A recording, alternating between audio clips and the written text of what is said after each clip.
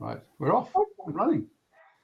So welcome to this blab. It's a new thing for Huntingdonshire Business Network.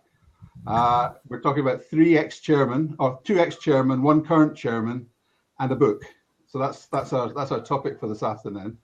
Everybody's welcome. It's good to see one of my friends, Grant Cunningham, on the call. Thanks, Grant. Thanks for joining in. This is a bit of an experiment. What we'll do is just quickly introduce the people on the call. So, and then we'll then go into a three-parter. So I'll do a bit about the history of HBN. Luana on the top right, I don't know whether the pointing works properly or not. Luana is our current chairman, recently elected, and will be the chairman next year. And Chris Thomas, down below on my screen, is a past chairman as well. And Chris and Luana really helped me when I was chairman last year. So I'm the immediate past chairman, if you like. Introductions. Let's get into the meat of it. So HBN is a business network. It's micro businesses in Huntingdonshire, and it's it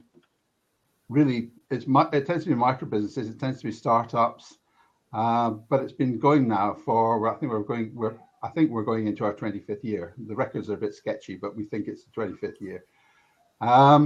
Which is fantastic that you've got this group of micro businesses. We network every Friday, so without fail, different places, but every Friday, 12:30 to 1:30. Hi, Bonnie. We've got Bonnie Franks on the call as well. I hope we've got some good people today. So HBN is Huntingdonshire Business Network. It's been going for about 25 years. It's really to help micro businesses when they start up, and we have completely volunteers. We have no staff. It's a not-for-profit, and yet we have membership that sort of fluctuates. Sometimes we have about 30 members. Sometimes we've had up to about 60, 70 members. So it all depends. And each chair is elected. So I was elected, Chris was elected, and Luana was elected. And we all have different ways of doing things, different ways of working. So I've got a sort of engineering, science, technology background. Luana is the marketing queen. A legend in my own mind. And Chris is, I don't know, Chris does all sorts of things. It's all about. Well, I have a science background, but I'm now doing publishing. Yeah, that's the thing I'm doing. Multi-talented. You also do Thank you. As well, don't you? The German companies bit as well. But Yes. Yeah. So it's quite an eclectic mix, and I joined HBN, I think it was about 12 years ago. So I just given up. I just been in corporate, and I took a redundancy package and set up by myself. Set up my business, working from home, sitting at a table, done all the company setup stuff, and the phone wasn't ringing. And I think, what's gone wrong? So someone said, well, you should go along to HBN. So I walked into HBN, and the room was full. And there's a whole group of people who were exactly the same boat as me. And they said, oh, good that you're starting. We can help you with this. We can help you with that. Do you have somebody who does? So suddenly I was engaged, and you could go along at the end of the week. But if you had a crap week, you got some sympathy. And if you had a good week, you get a slap in the back. So that was what was really good for me. So I think I did 3 years altogether as chair. And I recently, in November, I went up for election. And Luana and her committee now have been elected. So over to Luana. That way, very true. Yes, I've only been a member really for the 2 years. Very lucky find, I think. I did go to a lot of different networking groups. Don't really like the whole card swapping, can I tell you something kind of vibe. And that's not what HBN is. So I think that's why I stayed really. And the whole idea now going forward is to just build on that, create a community, have an opportunity for professional development, sort of create a band of colleagues really. People definitely work together. They don't, but I don't think that's the main focus. So for me, it really is about building up membership, encouraging lots of new startups in, and just building the base. And the fact that we are going into 25 years is great because now we've got the opportunity for a book, which I think is really exciting. Okay. Typing away then, Mr. Thomas. Are you? Yeah.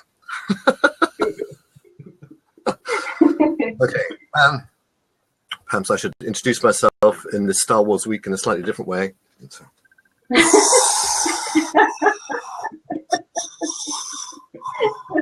I was in the dark side, and then you still are in the dark was side. transformed.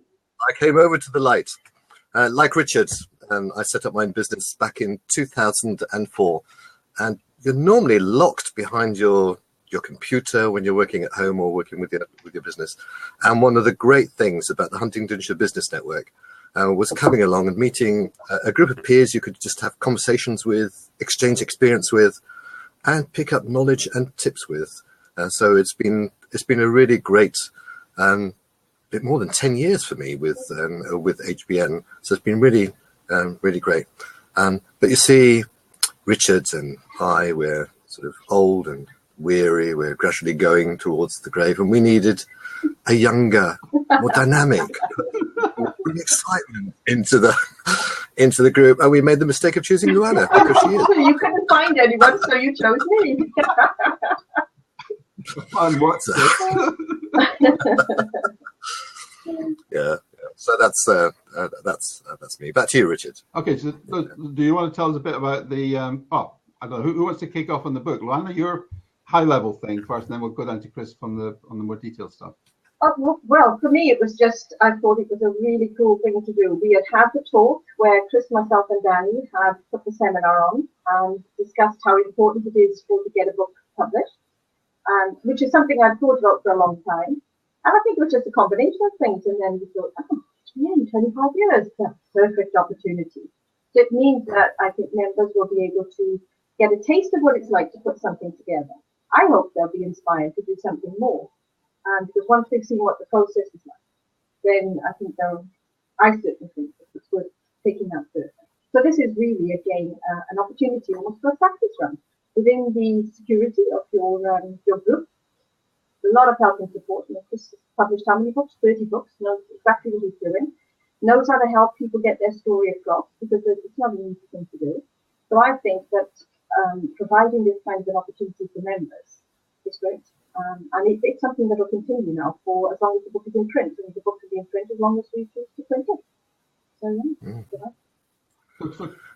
So Chris, you're a publisher and an author of helping people do books. So how many books you got? Yes. Well, we've got 930 now, and one or two of them duplicated both in print and in ebook. But the accidentally sort of came into publishing in about 2004 as well. Just the skill in transforming the written word into intact book for a particular author at the time, and it's gone from strength to strength there. And one of the things that I really find exciting is I've worked for local authors, and most of the work that comes through is either autobiographical or looking at histories and looking at personal stories. And Luana had this idea of the book, and I've had it sort of ticking around in the back of my mind as well. But the first notice that I had was that we were going to have the first committee meeting with Luana, and she said, you just had a cryptic email that come through that boded doom, and it was, I've got a brilliant idea, and I think you'd be perfect for it, Chris. I thought, I've tried to get out of doing more work for the committee. And then fortunately it was talking about the book, which is something I'd really like to do for the business side. And I'll tell you why. I was involved with the Norris Museum, and we had an exhibition on mammoths, as one does, which I was running, and I'd invited HBN to come along for the launch of the exhibition, and we sat down there in the room where the exhibition was. We were having teas and coffees, and the curator came as well. She said, "Well, I can only spend 5 or 10 minutes with you, and then I've got to go back upstairs." And part of the thing we started doing was talking about not just what we were doing about business now. We were talking about our experiences and our backgrounds, the sort of things that we'd done in the past. And stories were coming out. You just wouldn't believe where different people have been and the sort of experience they've done. I mean, Richard has got not just an RAF background, but he's worked in a whole variety of places, including the stock exchange, and having an interest in aerospace, etc. All these evolve. Luana, out to Africa, went to Africa, then came back out of Africa, but actually owns a school there. Something totally different to what's going on. And Mervyn isn't here at the moment, but he could tell you some interesting stories about guns and condoms, but he'll have to do that on that side. So when the idea of the book was mooted, and it's brilliant, because one of the things we have is normally it's always small businesses selling themselves. That's the impression that you get. And what you forget is that with small businesses, the most important bit is who you are, the sort of personality that you have. That's who people buy from. We're not big enough to have a mega brand like Coca-Cola or whatever. We are our brand, and part of that is the experience that we've gone through and the things that we can share with people. And that really is one element of the book that I want to pick out from that. HBN meetings with some good storytelling, and if you can capture that in writing, then And I think people don't get the opportunity in normal circumstances, not even perhaps in your website. You've got to be far more to the point. Not limited to space. I'm not saying that people have got massive space here, but there's a different angle to it. So it's an opportunity that you didn't normally get. So what's the process then, Chris? How was the timing? Well, the process is to obviously we need to have some content. Now there are two elements to that, and actually three elements going to be to that. So the first thing is who you are and what your business is. I think we want to have that within the book, so you can see where a person is in context in their present sort of business environment. Then following on from that, there is a second element which would be useful experience or tips and tricks that you might have had out of your industry, or just working and collaborating with other businesses that you can pass on. And the third element is how did you get to where you are now? And that's the bit that really interests me, the storytelling side of it, which is people telling us a bit about their backgrounds and the wider individuals, the bigger people that they are than the two-dimensional or even one-dimensional person you often have to project on a website. To make it easy for people, what we thought we'd do would be to set up a template where we have a set of questions that'll trigger you to sort of answer and get going verbally, and try and start to get your story down. And we can then take that from there. Really, it's as much or as little as you can get. Then what prime. There are some prime conditions, though, as to who can actually be in the book that we're going to have. So I'm going to pass you over to Luana for that. So who can be in and who not? No, it just basically comes down to members. This is something special for our members. So I think that we welcome new members. We've got an idea that we would like to publish by March. Is that right? Yeah, that's perfectly feasible. So we are going to make sure that people know about this, know about the opportunity, and the things with our here and pay a visit.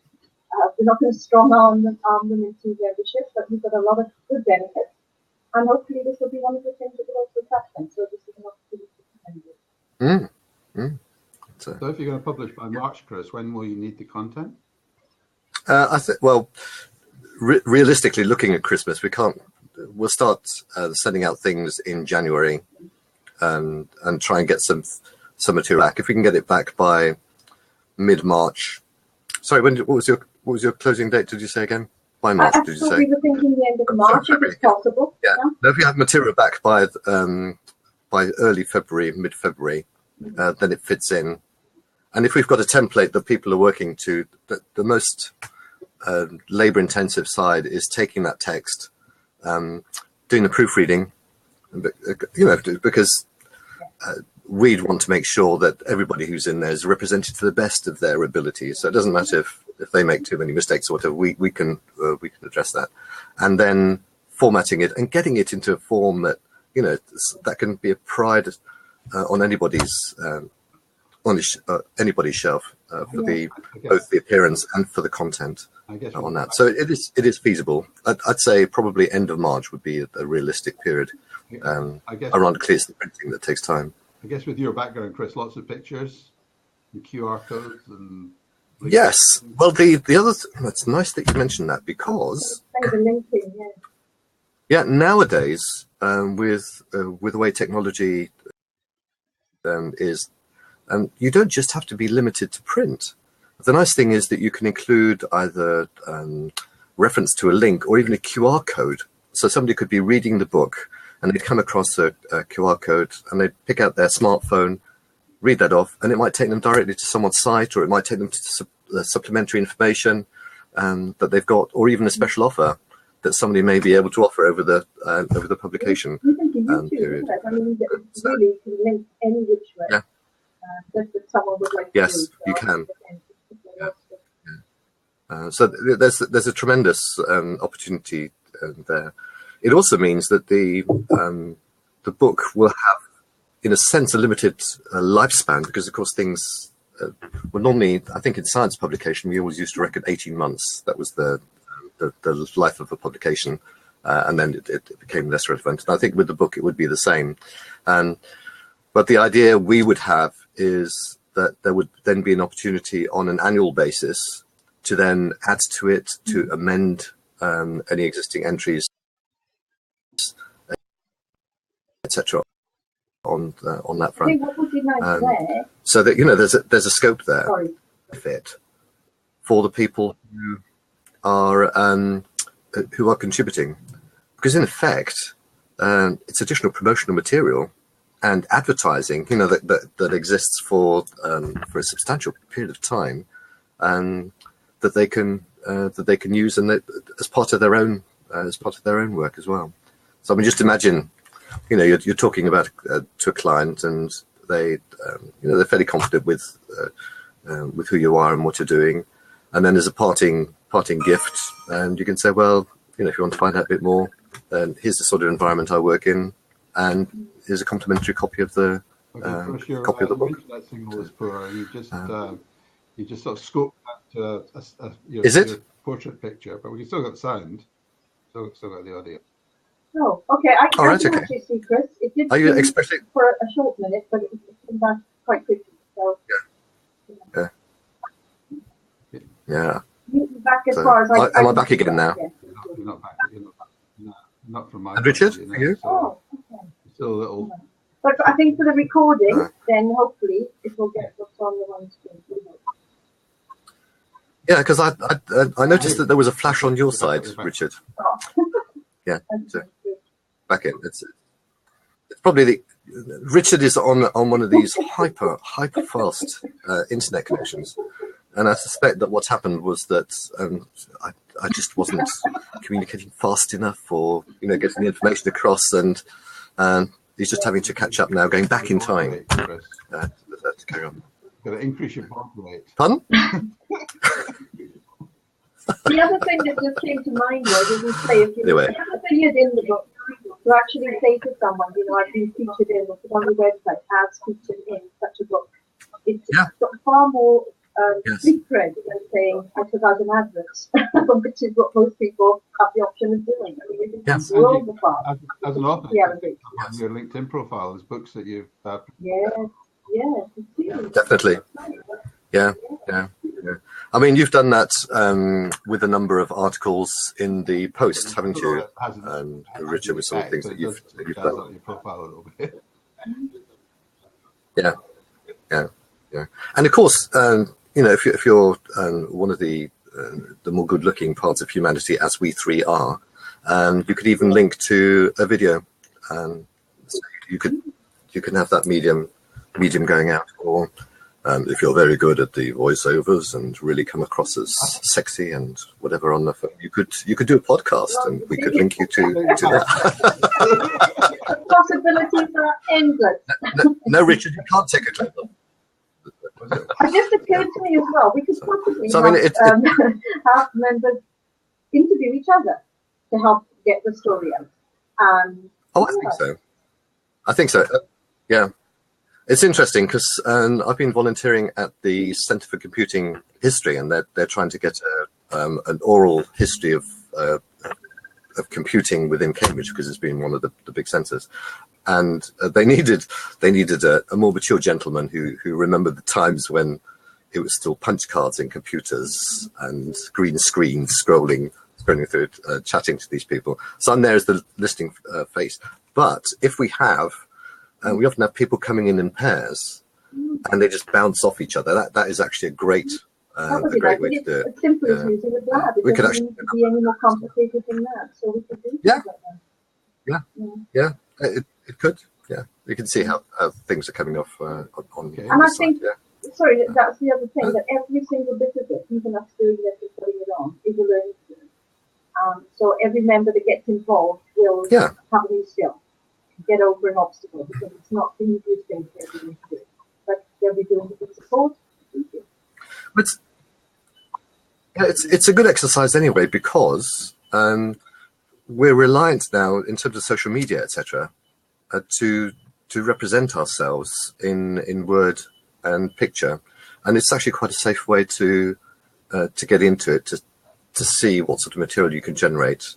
And I mean, we would be helping and advising. So if there are any issues, we'd say it, and if there are any really good elements that could be expanded, that's the sort of thing I enjoy drawing out to people, and that material can then be used elsewhere. I was going to say that's certainly. Sorry, Richard, go on. Is do some interviewing on with people in my industry. I think it's a very good way of putting yourself, or having a proper conversation, give credibility as the interviewer and credibility as the interviewee, and that gives a lot of exposure. Well, the more video that appears now on the internet, the more Google loves it. So very fact of just putting something like this on YouTube, if you're going to interview and you do that once a week, it's going to give that constant bounce back to wherever you can direct it. Yes, I mean, isn't there a statistic that, in fact, most information that's going to be accessed in the next couple of years is going to be primarily through video? Tablets. You see people in London who are literally looking at their phones all the time. They're not going to be able to scroll down and read the website. So if you've got a video, they'll watch that. And you can spend, I suppose, 5 minutes or less than 5 minutes talking, and you would have covered probably 2 pages of what you would have said otherwise. So yes, they actually think that websites will become talking websites, really.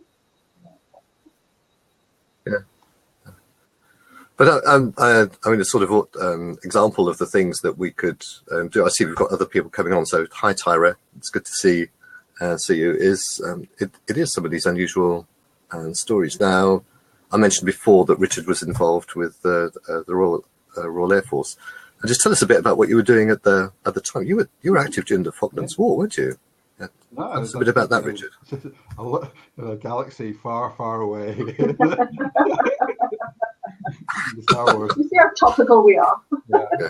But it did strike me the other day that I took Phantoms out to Cyprus and for bombing or for armoured practice camps, and that was very like what they're currently doing out in Syria. That sort of activity. So that's what I did in my younger days.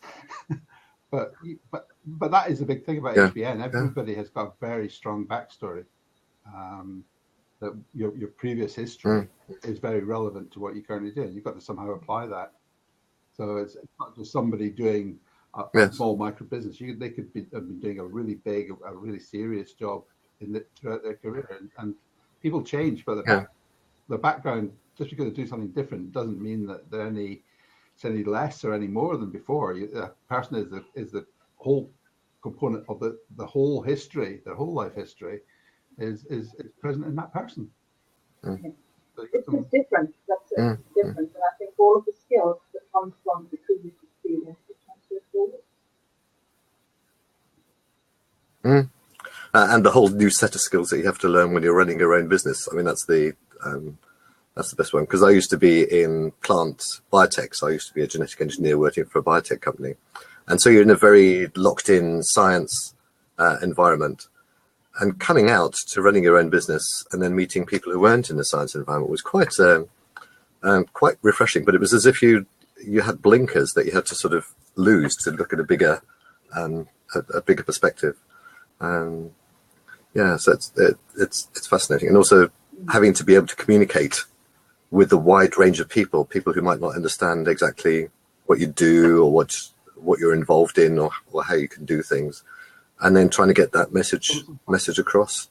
We've been doing that. Sometimes within big companies, Sorry, go on. Context is fixed for you. So you're a salesperson or you're a marketing person in this department. Context is quite rigid. Whereas for us, we create our own context. Talking to people. And HBN is really good for that, because you can have somebody who does will writing, or it could be somebody doing nursery schools, or it could be translations. So there's such a range that you've got no established context apart from the fact that you're a small micro business. Yes, I mean a good example was the seminar that you recently organised, Luana. Perhaps can you say tell us a bit more about that one? Yes, well, that was good for me, because it was a completely different environment. All the training I'd done before was very much in-house, and truthfully, the people that were there didn't have the option to leave because it was company. Don't say that, they were interested, but tell us what the subject. We had links around getting the business talked about, because all business needs clients, and getting the word out when you are sole business owner is not easy. So we looked at it from a different angle. So it was all about taking a tweet to a blog, eventually to an ebook, because these days we use them. Danny obviously did the national site with PR, and then I looked at the website side, which is my passion, as you know. What you can do with websites now, and what non-techies can do with websites. Because what I love about technology is it's moved so quickly now that you don't have to know everything behind it. They've got it to a point and click, drag and drop scenario, which is brilliant. But then I love the fact that you can do labs, you can interview people. There's so much available now that you couldn't do before. It's all within the realm of the individual. But at the same time, it's not nice to be just the individual.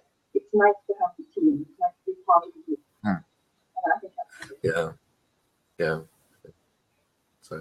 So what have you gained most out of HBN when you joined? What was the thing that you found particularly valuable? The company, I would say it's motivation, because you can put away the hours very easily when you left your own devices. You know, when I had my school, everything was time. Literally, you have to eat at a certain time, break at a certain time, so you kept going. But when you are working at home, you set the pace, and if you have a very relaxed pace. So having other people and talking about what you're doing, it just kept the momentum going. And also, I think it helps when it's a new venture, because you have to try out a lot of things. I've had 4 different domains, different titles, and all of that. It's good to be able to practice the team thing. What have you got out of it, Richard? Because your interest is really with larger business, with the aerospace industry, with postal logistics, things that you wouldn't necessarily associate with, being of interest, to join a small and a networking organization where there's predominantly small businesses, and yet you've managed to inveigle yourself into some of the high-tech industry in Huntingdon, haven't you? So what's been the benefit of HBN for you? Well, one is the socializing with other people in the group. So there's not a water cooler in my office. I need to go out for that. But I need help. I need help from people like people with my website design, people with my accounting, people with my marketing, people who my virtual PA. So I work with HBN members to provide me with services I couldn't do for myself, or maybe I could do by myself, but if I was trying to do it by myself, I might be limiting myself because of time. So I'm trying to learn the skills of how to have helpers, how to engage with helpers, how to grow my business back beyond the, you say that if you're a one-person equivalent, when you then start doing all your admin, your books, your filing, and everything else, you've maybe got about 50% of your time that you can apply to your business. So how do you grow that beyond one? Mm. And the way you can grow it above one is to, I do 7 of the hours and I get someone else to help me with the 1 hour or the 2 hours. So I try and get the number of effective hours within my business above the level of one person. And I experimented with that. I haven't succeeded with it. Yeah. I've experimented with it. I realised I can't be quite such an ostrich when I'm talking to people if I want them to work with me. But that's all learning experience. That's all fantastic stuff. And but that's the end point. Yeah. And it does work on one sense. I remember because, as you mentioned, we also do sort of international. I've assisted overseas companies coming into the UK, and I remember there was one major networking event between invited businesses from abroad and UK businesses, and it was one of these things where you're doing the. It was at Hingston, wasn't it? At the other place, and you then had me as your communications officer along, and it was very good because it could introduce you. The conversation could go on, and I could assist in the moderating. But it also, meant that you had support there. You had you also had an overview of what's going, and you also had a higher profile, I think, in terms of the way that you were able to present yourself. And you've done the converse as well with some of the groups that I've been with. I think that is a hard one to actually say the 3 of us were going to see a large company in Huntingdon, and you were acting as my comms director, and Lana was acting as my sales and marketing director. To actually submerge your own business to a level where you were supporting me, or similarly, we could do it. If Lana was going into a large client, IT director and comms and communications support, for us to submerge our passion for our business to a lower level and support the other person's business is quite hard. But there's certain people I can do. Well, and yet there is a sense in doing it sometimes, because as you say, you can share the tasks, and the other aspect is that you're not doing it forever. You might be doing it for a project. That's the other nice thing about small businesses, is that you get to know people and their skills within a particular area, and therefore when something bigger comes along, you know that you've got other resources that you can tap into, or you can get to assist you. And that might be a small group, just a collaboration of 1 or 2 for one project, but it might be a larger one where you get 5 or 6 coming in to collaborate on something that's quite major, which you wouldn't really be able to deal with on your own. It's the collaborative side, and I think that's one thing you wanted to pick up again, wasn't it, in later this year, Luana?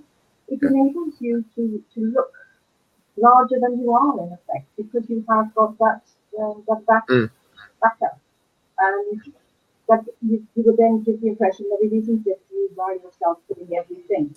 So I think that's useful, and it's also the skills, as I say, Richard, for to collaborate and be willing to take a back seat and just promote someone else on that occasion. I think that's a really good thing.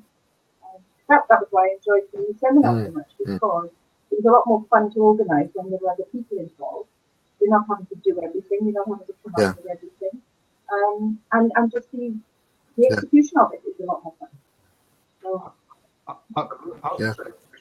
So, we should say we're open to questions from anybody who's listening. So if they wanted to type in something, we could respond to that. Sorry, Richard, I interrupted you. There's a number of different working styles. One is you can work as yourself in a micro business. 2, you can work by yourself and get someone else to do a very specific role within the micro business. The thing that really fascinates me, and I think it's possible, but I don't think many people do it, is work together. We called it, we had some discussion a long time ago, Chris, if you remember, a Venn diagram. The Venn diagram? A Venn. So you've got Venn diagram, yes. You've got a bit where you overlap with someone else, and a bit where all 3 or 4 of you overlap. And if you could actually create a Venn business, that would be brilliant. Yeah. And if it was actually... Again, explain that, sorry, a Venn business. Yeah, you know a Venn diagram, Luana. Oh, okay. Overlap. You've got the different sort of sections where they overlap. If you actually work that out, so where could I work with you? How could we overlap for my business? How could we overlap for your business?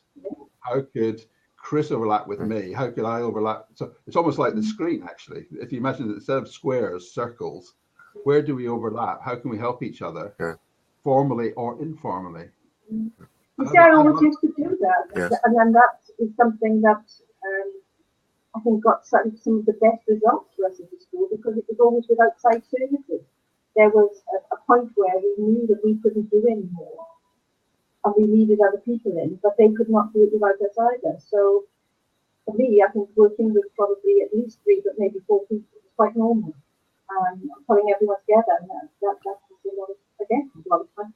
Well, you know what? I mean, we'd have to sort of talk about the structures and how that would work. You need to actually get into the knitting a little bit. But I'd be quite happy. I could go along to a business meeting tomorrow, and I could take you and Chris along.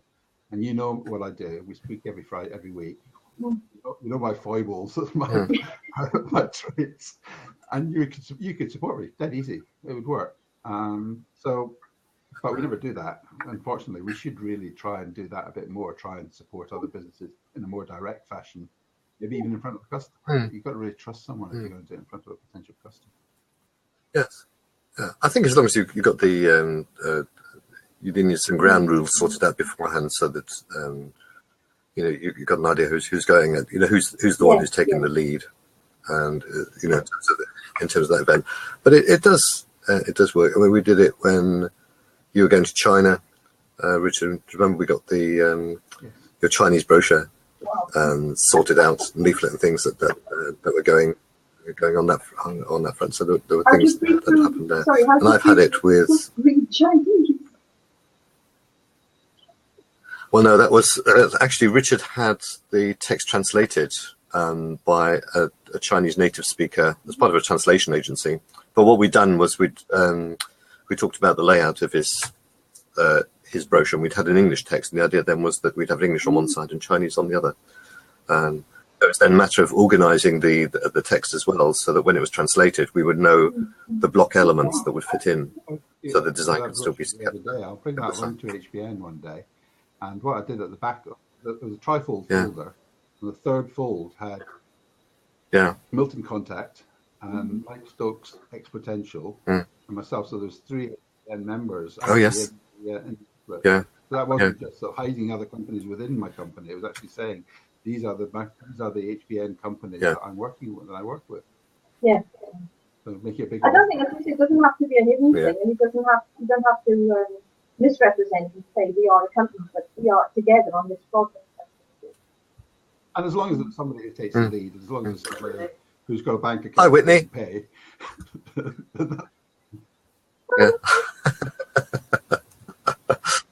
So there you go. So so we've got a number of people who are listening. Whit buy houses. So what do you do then, Whitney? Is it that you buy houses, you prepare them, or you sell them? What's it? What happens? Give us a mention both. Whitney buys houses. There you go. Very good. Oh, that's cool. Yeah.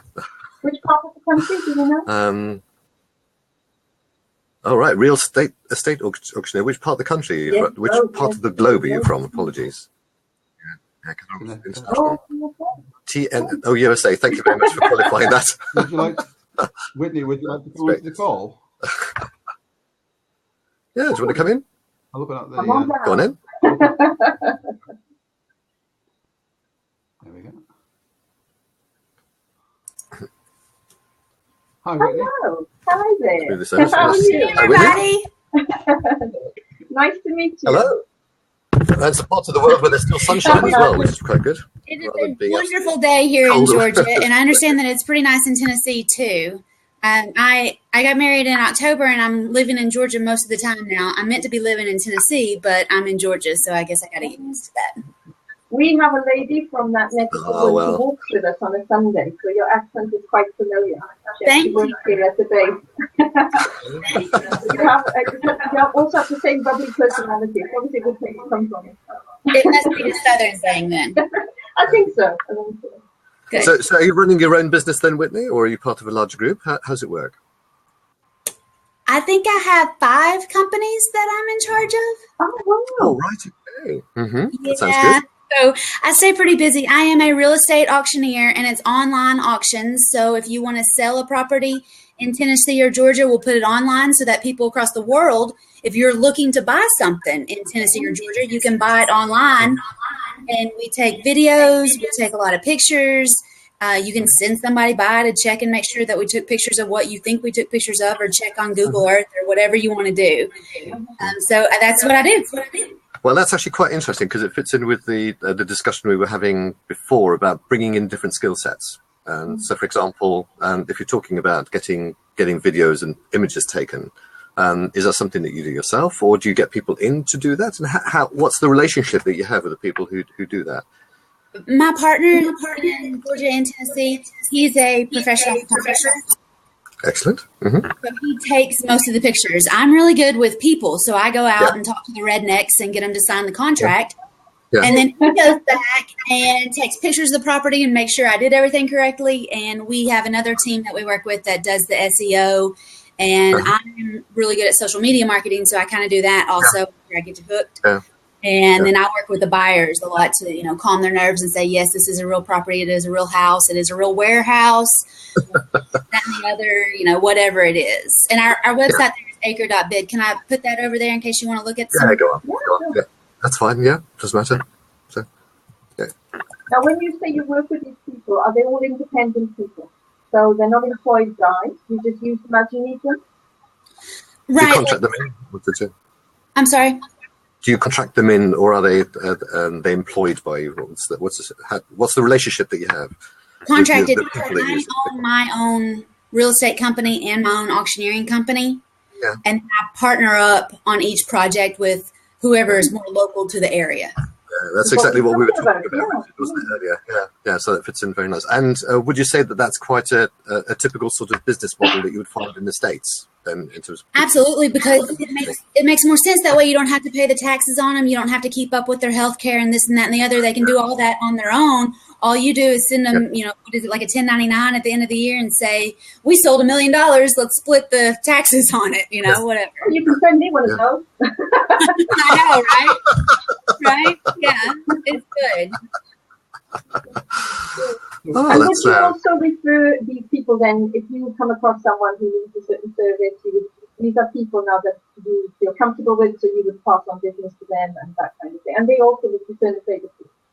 Yes, I flipped about 6 houses in Tennessee this year. So we took them down to the studs, to the 2x4s or whatever y'all use, and put new sheetrock up.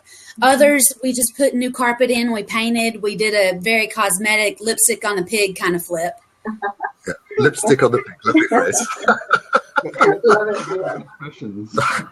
So it just depends on the area. Like I'm in Georgia now, and I don't really know any contractors around here. We've used some, and I would reuse some of the guys, but there's some others that I would never call on again. So it is very much a trial and error kind of thing. You can go on, if you know somebody in the area and they recommend them, then that's good, but they're probably also not going to work on your time schedule.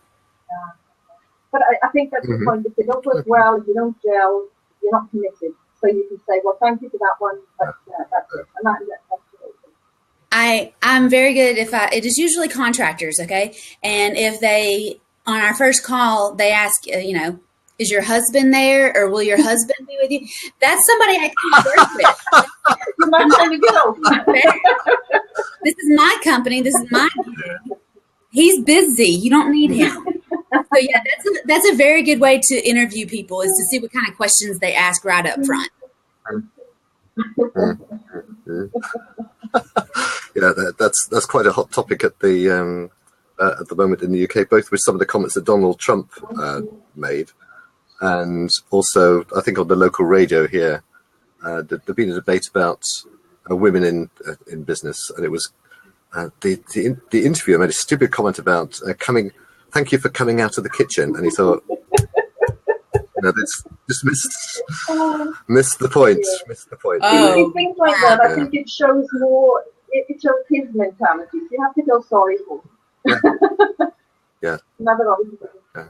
But I mean that's one of the interesting things that we've got within HBN with the business network, and that we've actually got quite a fair proportion. I'd say are we roughly equally balanced now, men and women? Would you say? All of us women who are there with me, we are the forceful women. We're not the shy, retiring types. So you have to sympathize with these guys. Well, it's interesting you say that, because people will always pick out Ruth Egblom, won't they, Richard? As someone who joined. She's running a company where she's doing tutoring for children, younger children, trying to get them up to educational standards. So she's doing that as a supplement to the schools to educate them. And when she started off, she was quite reserved, quite nervous, in terms of a business environment. And by being through HBN and having the experience of talking to other people and see what the environment is like, it's actually, gained in tremendous, is unrecognizable now in terms of a dynamic and forceful personality now. I was the chairman of HBN last year, and we elect a chairman of the committee every year. So Loana has just taken on the chair in November. She's got the chair for the year. And her two top committee members are both women as well. So we have a treasurer and a secretary are both women. We have an all-women board. Yes. So, and I have to be careful what I say, but treasurer is next door in the other room.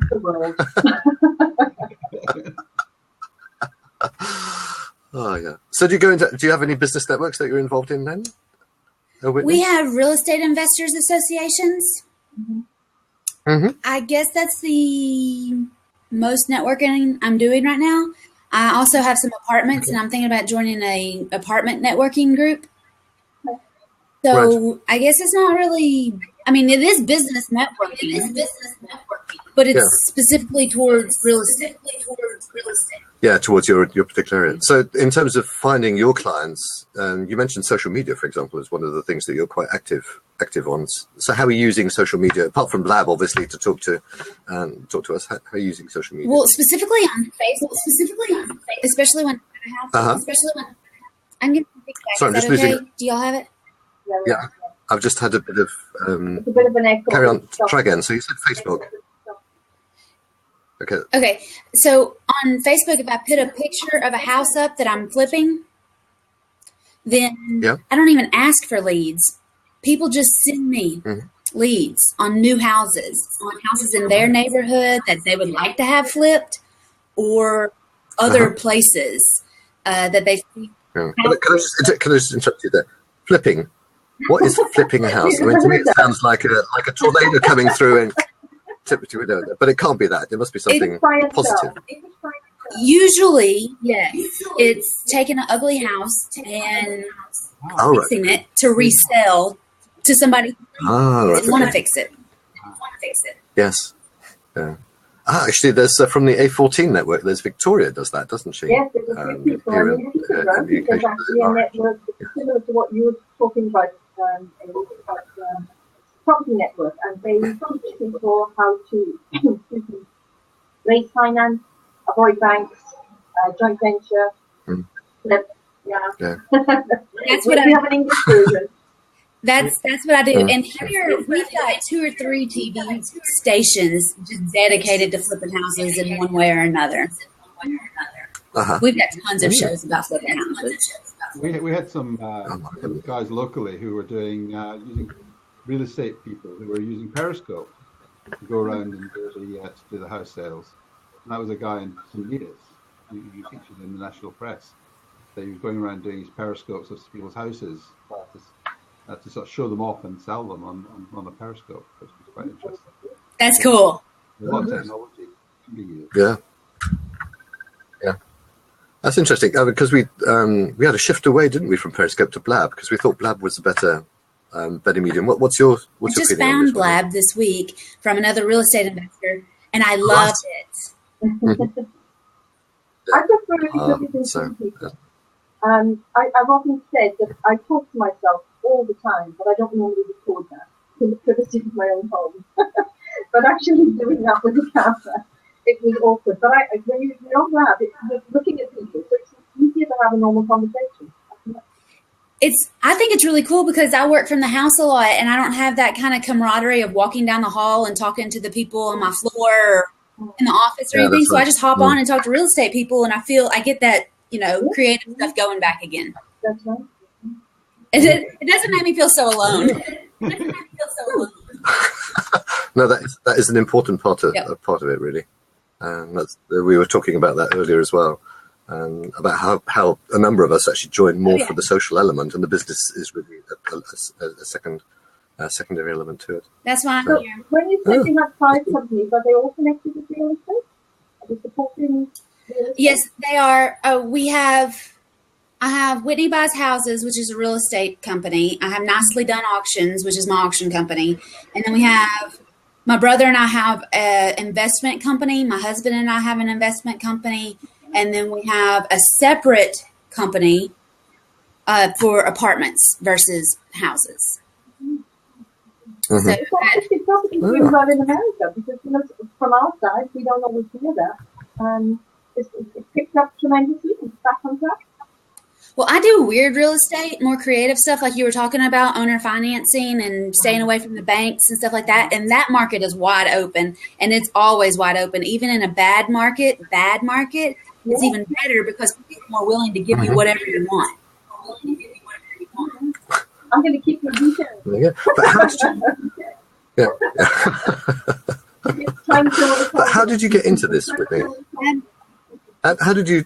What was your background? How did you start? Into My this? parents used to take me to real estate auctions on Saturdays, and my mom's family actually owns a lot of rental properties, and so I've always been kind of familiar with having tenants come and pay and keeping up with toilets and stuff like that, and it's always kind of interested me. And then I was able to flip it a little bit and work on the properties. I do lease options, owner financing, and so it kind of, I got my own little space wallered out in my mom's company stuff. Oh, Talking along. Christmas delivery. the That's phone's probably what's ringing. happening. Sorry. So, So okay. I That's just okay. kind of created my own little world because I got bored. I used to be the safety manager for, my mom has 4 dump truck companies, so I used to be her safety manager, and I was the head miner, like a underground miner. A miner? What? Seriously? But we had, No. I've done a lot of really weird stuff. Explain. So, We have 4 dump truck companies, right? And our biggest client is a zinc mine. So they extract zinc out of the earth, and we haul it back and forth to their processing plants. So in order to do that, we have to be certified as a miner. And so I taught dump truck drivers how to be a miner. That's Brilliant. not something that people That is have on cool. their TV. yeah, I I did think that I did a top marks for radio that one. interview yesterday, and I kind of like skimmed over the top of that, and she was like, "Wait a second, you need to go back." You what? Yeah. So Yeah, because it's seen as such a macho business, isn't it? In terms of the tradition, mining, etc. Yeah. So what was the most difficult thing for that you had to going you had to learn? underground, you had to serve or work so much time underground, and Really, you had to go down there and work. you had to just to get certified to teach it, because I was just a surface miner teacher. I didn't teach how to stay underground, but you have to spend like 3 days underground. And Did you just go down in a cage? you do go down in a cage, like in an elevator. I think we were like 2,000 or 2,500 feet underground. My For 3 heavens. days. Oh, that's cool. My husband did that in Africa, and he said that the cage just needs to drop. And, Yes. not a pleasant experience. No. Was that diamond mines, Gold Luana? initially. He was in Belgium Gold. and went down to gold. And the cage used to pack full of people, and then the cage would drop. Yeah. And he said he used to just hold onto the side to give himself some space, because he didn't want to be pushed up against the edge of it. And then the whole thing was just So did you actually go down as well? I packed it Oh, up, no, okay. wait So him it's off. just a thing. Oh, I see. That's right. Whitney, you still got the credibility. I wouldn't recommend going underground, but I appreciate y'all having me. They've texted me now, so this will be a pretty important phone call. So let me go take care of that, and I'll try to call later. No, that's okay. You're going down the next movie. But it's been fantastic talking to you. Absolutely, Thanks for and your time. I'm Whit Buys Houses or Whitney Buys Houses on most social media if you want to keep up. All right, yeah. All right. Brilliant. Thank Okay, you. thanks a lot. Bye. Okay, cheerio. Bye. This is why we love crabs. Yeah. Well, that is great, isn't it? I met a miner. Sorry, going down on the ground. I thought it was going to be one of those strange terms again in terms of housing. You know, flipping, mining. You've never heard of flipping? No, I hadn't heard of flipping. So, and what was it? Putting the pig, lipstick on the pig. That's another phrase. Basically, it's just a lost cause. I think we've got to call a halt because I've got some other stuff to get back to as well. Back to Richard. Good. Back to Richard. Yeah, good. Well, thanks everybody. So what we're going to do? No, thank you. we might need to cut and splice it for us, but good. I've saved the recording, so I'll share that with you. Lovely. Thank you very much. Brilliant. Thank you very much. Yeah. No, thank you, everybody. Yeah.